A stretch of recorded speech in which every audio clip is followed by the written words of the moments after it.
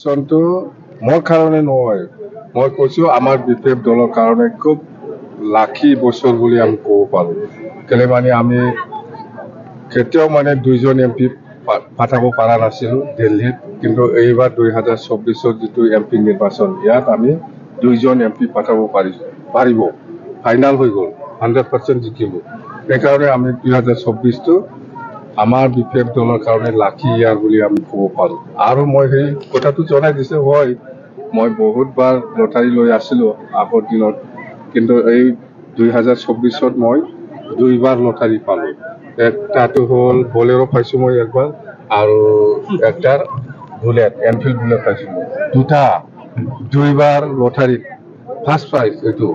সেইকাৰণে মই মানে 2024টো আমাৰ বিপিএফ দলৰ কাৰণে খুব লাখি বছৰ এই 2024টো, আৰু মোৰ লাইফতো পাৰ্চনেলি খুব লাখি বুলি মই ক'ব পাৰোঁ। সেইমানে মই লটাৰী পাইছোঁ না দুইবাৰ, একবাৰত পাইছোঁ মই বলেৰো, একবাৰত পাইছোঁ মই এনফিল্ড বুলেট। সেইকাৰণে কৈছোঁ মই 2024টো আমাৰ কাৰণে লাখি ইয়াৰ।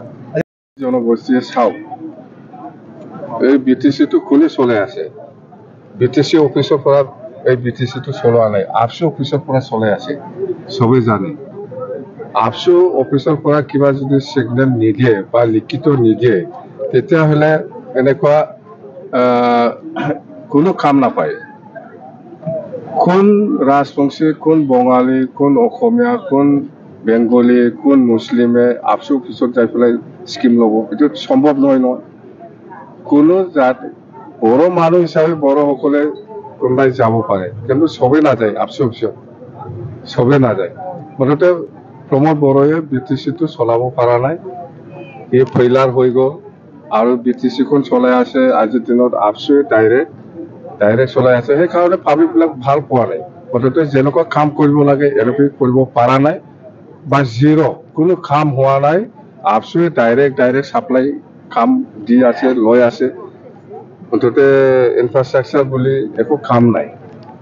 সেইকাৰণে বিভিন্ন জাতি জনগোষ্ঠীয়ে ভাল পোৱা নাই। মুঠতে প্ৰমোদে আজিকালি কোন ৰাজবংশী, কোন বঙালী, কোন মুছলিম, কোন গাৰো, কোন ৰাভা, কোন বেংগলী, এইবিলাক চিনি নাপায়। আগততো চবকে লৈ পেলাই বিৰাট আশা দিছিল সি, চব জাতি জনগোষ্ঠীক সেইটো কাম কৰি দিওঁ, সেইটো কাম কৰি দিওঁ। কিন্তু আজি এই প্ৰমোদ বড়োৱে কাকো চিনি নোপোৱা হৈ গ'ল। হ'ব মন্ত্ৰী 3 বছৰ আগৰ পৰাই আমি খেদাইছে তাক, 3 বছৰ আগতে খেদাইছে এই হ'ব মন্ত্ৰী। আৰু আমি কৈছোঁ বান্দৰমীয়া যাব, সুন্দৰমীয়া আহিব।